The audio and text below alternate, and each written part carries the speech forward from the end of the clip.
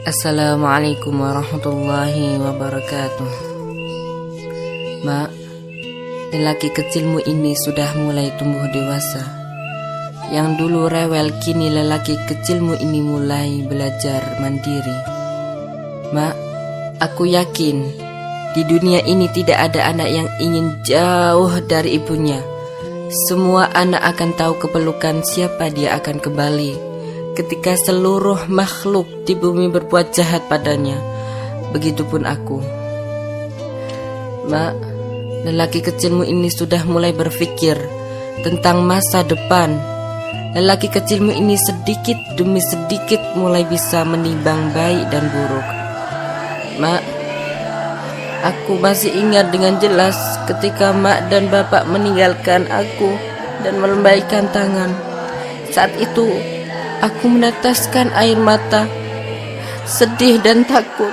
Sedih karena harus jauh darimu, dan takut karena harus hidup di lingkungan baru lagi asing.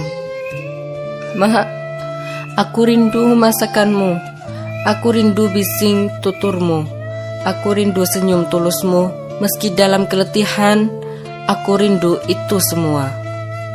Mak, kadang diri ini letih, sedih, merasa sepi dan juga mandiri.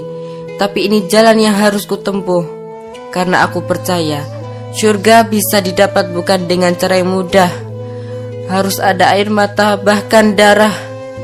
Mak, terima kasih. Mungkin tak cukup membalas kebaikanmu. Jika gunung di seluruh bumi menjadi emas, lalu aku berikan kepadamu, mungkin itu tak akan cukup membalasnya. Mak, di pondok ini aku bertekad untuk menjadi seorang penghafal Al-Quran, supaya nanti bisa memasang mahkota kebanggaan penduduk surga kepadamu. Mak, jangan khawatirkan aku di sini. Jangan khawatirkan aku makan apa di sini. Jangan khawatirkan aku jika sakit di sini. Jangan khawatirkan aku jika terjadi apa-apa di sini.